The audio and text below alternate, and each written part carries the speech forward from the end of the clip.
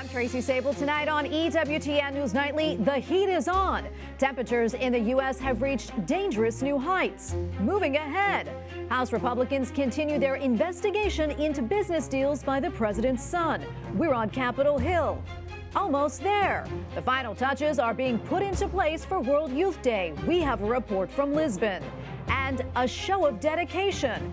How one soldier reacted to the stormy weather around the nation's capital over the past weekend. These stories and more tonight. From EWTN, the Global Catholic Network, this is EWTN News Nightly.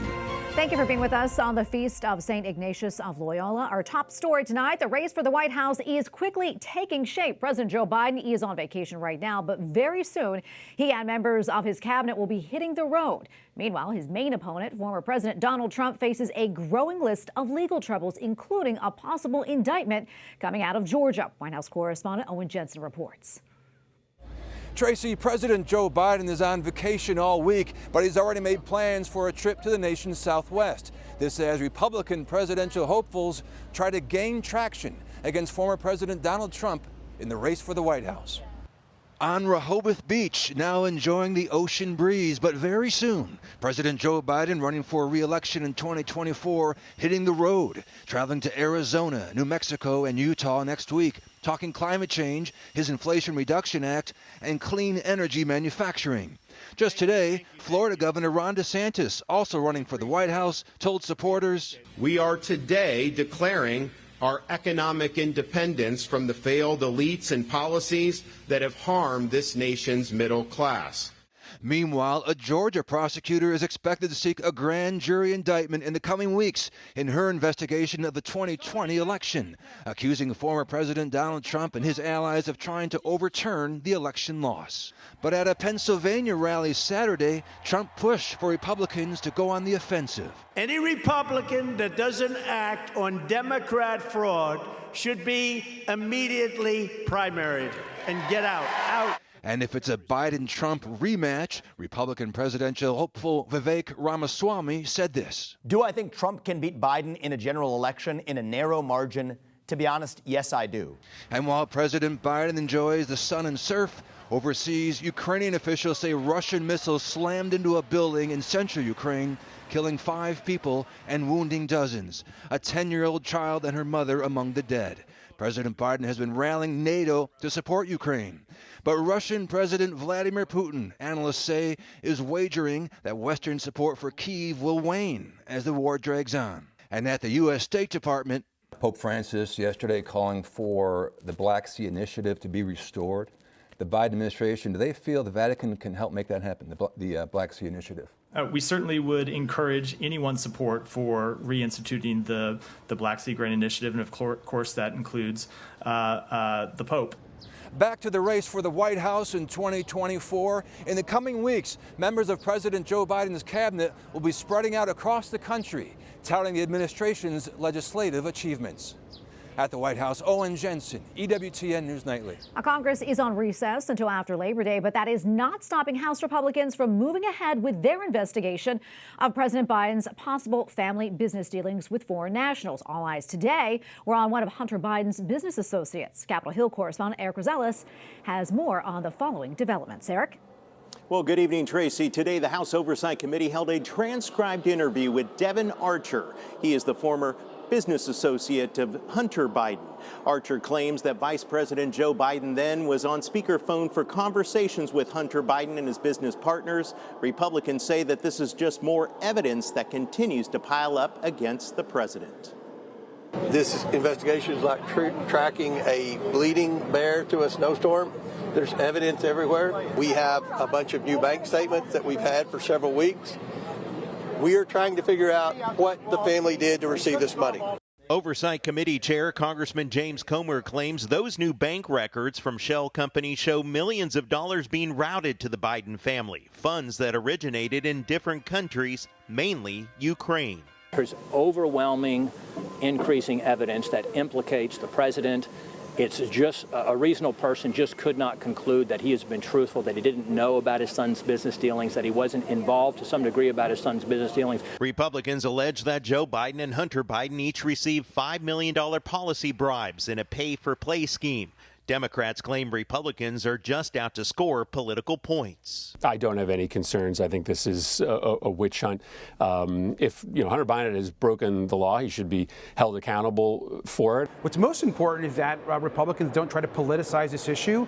Hunter Biden should be treated fairly within the criminal justice system. Republicans, including House Speaker Kevin McCarthy, contend the evidence points to opening an impeachment inquiry. Democrats tell me they remain skeptical. And now they're going after President Biden and Hunter Biden. Your reaction to that? This is just a complete distraction, and Speaker McCarthy knows it. Republicans tell me they have an obligation to get to the truth. The American people want accountability, and they want to know what's going on with the president and going on with the president's son.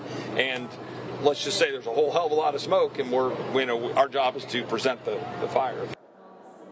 Congressman James Comer tells me that he plans to subpoena more Biden family associates for transcribed interviews. Meanwhile, Judiciary Chairman Congressman Jim Jordan says that he's working to schedule a closed-door meeting with IRS whistleblowers who contend that the Justice Department hampered the Biden investigation. I'll continue to follow both stories. At the Capitol, Eric Rosales, EWTN News Nightly. We go now to Vince Coglianese, Editorial Director at The Daily Caller. Vince, always great to have you on. A lot to unpack here, but first, what's your take on the testimony today from a former business associate of Hunter Biden? Initially, it looked as if the Department of Justice would not allow Devon Archer to testify. Yeah, there's a lot of confusion over why the Department of Justice even sent a letter out on Saturday of all days, basically calling for Devon Archer's imprisonment related to another case that involved Devon Archer. And of course, that comes just before, 48 hours before his testimony today before the House. In Congress, he's doing this behind closed doors testimony. The full transcript expected to come out at some point. And when it does, hopefully it'll give us some revelations and some more information on how Hunter Biden was making money and what he was offering in exchange for that immense amount of cash. We know that Hunter Biden has made millions of dollars by his own admission, thanks to his last name. It's really at this point just a matter of how much access was he providing directly to his father in exchange for all of that cash. And that's where Devon Archer can begin to color in some of the lines for congressional investigators. He's a man who worked closely with Hunter Biden. He was considered at one point his best friend in business, and he knows where the bodies are buried, so to speak. He has, ahead of this testimony, the expectation was that he would detail the phone calls that Joe Biden would join with Hunter Biden's foreign business partners. In other words, Hunter would be sitting with a foreign business partner, and then he would put his father on speakerphone to wow the business partners and to convince them to close the deal. Now, what were the contents of those calls? What did Joe know about the business? And most importantly, did he offer anything that he had access to by being vice president of the United States at the time in exchange for that money? That would be a huge deal. And, of course, the subject of all of this congressional inquiry. Yeah, and as we know, late last week, a plea deal for Hunter Biden in Delaware fell apart at the last minute. I know you've been following the story very closely and say that some parts of that proposed deal, well, they were a little unusual. Tell us why you say that. Well, they were deeply unusual. I'm not speaking as a lawyer. I'm speaking to a guy who's spoken to a lot of lawyers over the course of the past week, asking them about this, former U.S. attorneys among them. And I said, do you recognize anything in this, the way that the United States Department of Justice had structured this plea deal? And the answer I have heard throughout is no. We've never seen anything like this. Fundamentally, the Hunter Biden case, as it was presented last week before the court, was a plea deal involving 2 misdemeanor tax charges. Now, that's for millions of dollars in unpaid taxes that would later be paid after the Justice Department was already pursuing him. And it also involved lying on a gun background check form some years ago about his drug use. He claimed he didn't do drugs, but, of course, in the book that he wrote, he claimed, of course, he was using drugs extensively at the time. So he lied on that gun background check form. And that was an open and shut case. So the Justice Department goes forward and says, look, we'll do a deal with you. Here's the deal. 2 misdemeanors for the taxes, and we'll make the gun charge essentially go away if you keep your nose clean. They bring this to the court, and the judge threw the brakes on it because she looked at the plea agreement and the attached documentation. And she said, something is not right here. She noticed that the Justice Department was about to give him blanket immunity to all federal crimes related to any of his business dealings in places like China and Ukraine and Romania. And she wants more time now to consider this. That was not what the Justice Department expected. That is not what the Hunter Biden side expected. And the whole thing looks like they were trying to pull a fast one on this judge. Luckily, she didn't allow it. And hopefully, for now, the justice system is working as intended. Vince, we have probably a little more than a minute or so left. I quickly want to talk about this. Also, late last week, President Joe Biden publicly acknowledged his 7th grandchild, a little 4-year-old girl whose father is Hunter Biden. Curious, what do you make of the acknowledgement and the timing? And also, how do you think all of these revelations and stories about Hunter Biden, how do you think they're impacting his father's re-election bid and overall political career, if at all? I think that the broader media is beginning to talk about this, which was not something that had happened throughout the Biden presidency. All of these allegations about the Biden family business dealings are now becoming much more public. And certainly this revelation that the Bidens have a 7th grandchild, that was well known to anybody who was paying attention to that case out of Arkansas. But for the most part, many of the legacy media hadn't focused on it at all. In fact, the first headlines that they were running were this past weekend, as they said, Joe Biden acknowledges 7th grandchild for the first time. Where was all of your coverage before that? Joe Biden, by and large, wasn't asked about this. I think a lot of people have seen this case and have been deeply troubled by the fact that Biden represents himself as a devout Catholic, as a grandfather, and had refused up until this point to even acknowledge this young girl's existence. It is a step in the right direction, of course, that he is, but it's unfortunate that it appears that it is merely a political gesture because it's happening as the presidential campaign heats up. And it's too bad because there's a 4-year-old girl's life that is at the center of all of this. All right, we're going to leave it right there, Vince. Always great to be with you. Thank you so much for your insights. We appreciate it. Nice to talk to you, Tracy. The brutal heat wave over much of the United States is showing few signs of letting up. Phoenix, Arizona had its 31st consecutive day of reaching at least 110 degrees Fahrenheit. This weekend brought the heat to the Northeast and Mid-Atlantic region as well. Scientists estimate that July may be the warmest month ever recorded. And we have a lot more still to come here on EWTN News Nightly, including gathering in Portugal, a preview of World Youth Day, from all the events to the Holy Father's itinerary, and where Pope Francis intends to travel in September.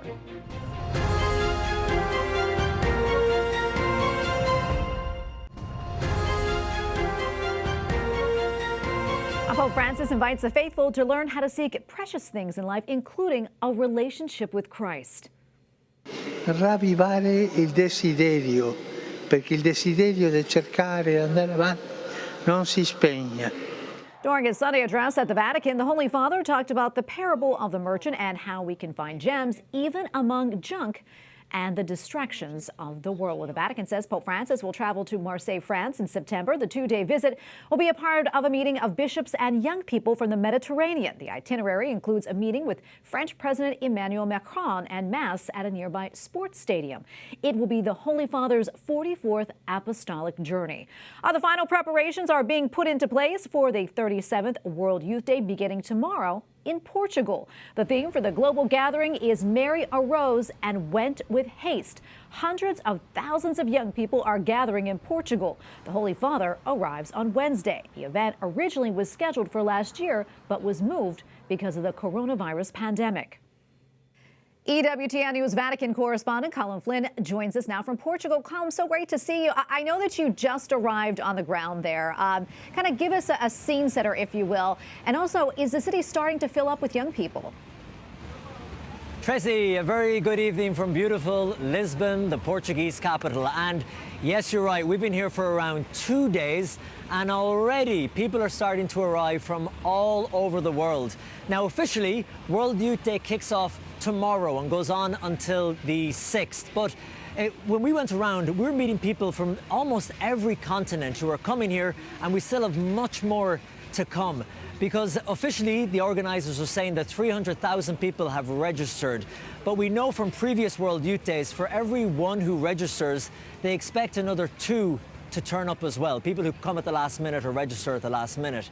So organizers told me today that they expect across the week there could be anywhere up to 900,000, maybe 1 million young people descending on the Portuguese capital. I think the overall feeling is one of sheer anticipation and excitement. And in fact, we went out this morning, Tracy, with our cameras to talk to some of the young people, and here's just a flavor of what we experienced. Okay, we have come here, everyone for his own reason, but as a group, to be together, to meet people from all around the world. World Youth Day is like a once-in-a-lifetime opportunity to encounter the Pope and just to be able to do this pilgrimage and with community members.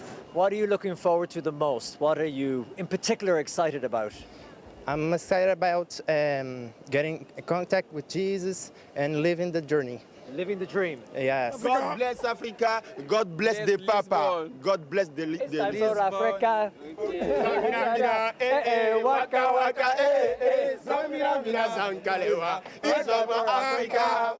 Oh, that is so wonderful, Colm. I mean, you really can feel the excitement here, even in the studio.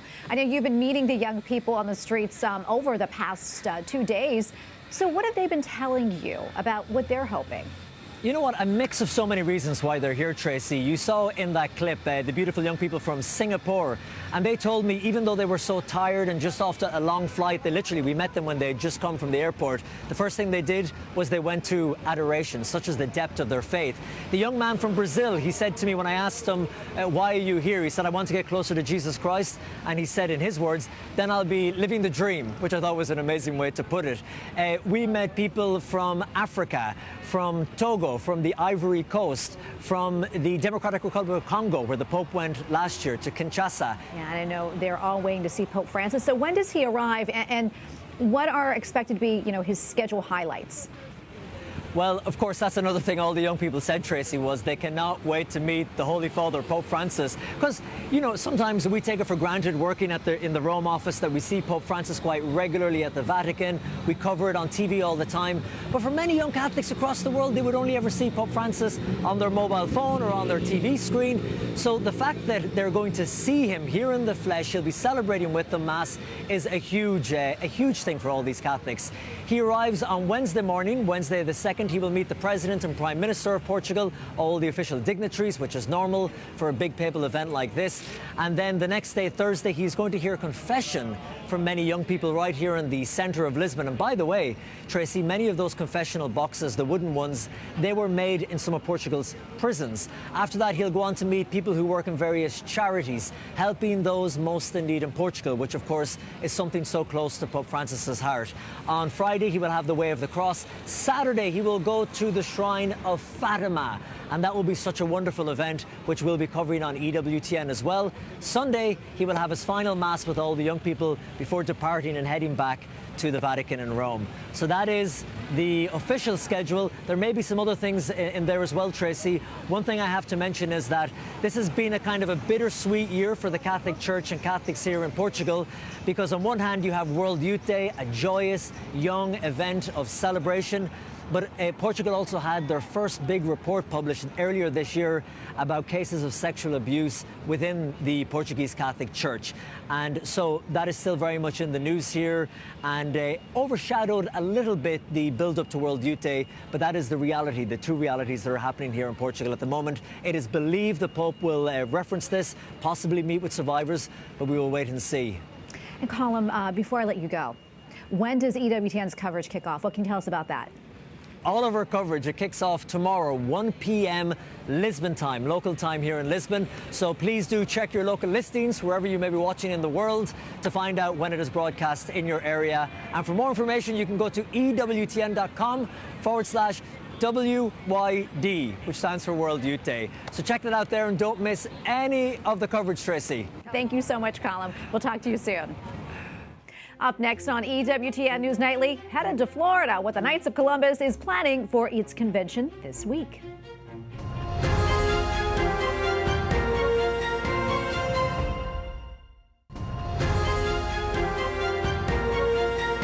Well, the Knights of Columbus is gathering this week in Florida for its 141st Supreme Convention. Around 2,300 members of the world's largest fraternal order are taking part in the event in Orlando. This year's theme is First in Faith and Charity. EWTN will have exclusive coverage throughout the event. And joining us now from Orlando is Jonathan Reyes, Senior Vice President for Strategic Outreach and Senior Advisor for the Knights of Columbus. Jonathan, great to have you on. We appreciate it. So if you don't mind, can you give us a little overview of the convention this week? Right. So the convention is basically our business meeting, but that's all behind doors. So really what we're doing is two things. We're coming together to pray together. We're going to have some great liturgies, and we're so grateful to EWTN for covering those liturgies. Tomorrow's going to be absolutely beautiful. Great music, great art. We pray together, but the big thing for us is this is our vision setting for the next year. So we grab up the great graces of the last year, talk about the things we've done globally, and then we get an address from our head, our Supreme Knight, who's going to tell us what are we looking for in the next year. And that's where the theme comes in, which is First in Faith and Charity, with the emphasis on both of those being so important, I think, for the times we're in. Yeah, absolutely, Jonathan. And can you tell us a little bit more about the theme and why you chose that? Yeah, you know, it seems to us we're in a moment where we need faith and charity to go hand in hand, right? So we've got all these great efforts that are doing great evangelization and outreach, and we've got great charitable works that have characterized the church for years. But for 141 years, the Knights has done both of these things. Our founder, Blessed Michael McGivney, it was all about both the corporal and spiritual works of mercy. And I think anyone looking around today knows that, yes, we've got a lot of corporal works of mercy to do, but we're also in a bit of a crisis spiritually. I think this proclamation of a absolute crisis of isolation, of desolation, of people being not capable of finding hope, and the studies that come out about our poor young people and what they're suffering, we really believe that the Knights of Columbus, 2 million men, 16,000 parishes worldwide, we have a mission to bring both the corporal and spiritual works of mercy, put them together in a meaningful way, and bear witness to the world of the hope and healing that Christ brings. Yeah, and I know that you have been really heavily involved with the Knights in evangelization and faith formation, and both those areas are going to be a focus of the convention this year. That said, Jonathan, what does that mean specifically for your organization and the people that you interact with and minister to? Yeah, you know, we're a men's organization. So for us, first and foremost, that means we want to form men. We want to recruit young men. We want to bring them to knowledge of Jesus Christ, and we want to train them up to be disciples. And so we are going to be unveiling some great resources we've put together. A men's Bible study, a video series. I'll save the splash for tomorrow, but we're really investing in the formation of men because we're convinced, like the studies show, that the father's faith is the single most determinative factor in the faith of children, and that we need men to step up at this moment in history to really take on the kind of leadership God has called them to as disciples of Jesus Christ. So for us, that means sending men on mission, entrusting them to the grace of God and equipping them for that mission so that they can go out, make disciples. And Jonathan, I want to pivot here before I let you go and talk about something else. At a large gathering of the faithful in California over the weekend, the Napa Institute, I know you gave a speech on Christian hope. And before we let you go, would you mind sharing that message with our viewers? Yeah, you know, thank you for asking. That message was twofold, and I think it's embodied by our Knights gathering. The first is, hope is the great virtue of hard times. As 1 Peter says, be ready to give an account for your hope, especially in the hard times. And this is a hard time. So I said, hey, this is a time for hope. This is a test of our hope, and that's where evangelization will come from. And my second message was pretty simple as well. It was, sometimes we don't see things that make us hopeful. The crucifixion was not a hopeful event to see, but it was actually Christ conquering the enemy and setting the human race free forever. It was the ultimate victory. So let's set our eyes on what the Lord wants us to see, and let's take hope in his message and what he's really doing, no matter what we seem to think is going on. That's so beautiful. Thank you so much for sharing that with us. We appreciate it, and great to be with you, Jonathan. God bless. God bless. Thanks, Tracy. And finally tonight, as a fierce thunderstorm swept through the D.C. area on Saturday, many people sought shelter, but there was one person who was an exception. Powerful video right here showing the guard at the tomb of the unknown soldier at Arlington National Cemetery, unwavering in his duty. The storm brought thunder and lightning, as well as severe wind gusts and even power outages. The tomb is guarded by members of the 3rd Infantry Regiment. Incredible. And we thank you for watching tonight. Remember, you can follow us on social media, Facebook, Twitter, and Instagram at EWTN News Nightly. I'm Tracy Sable. Good night and God bless.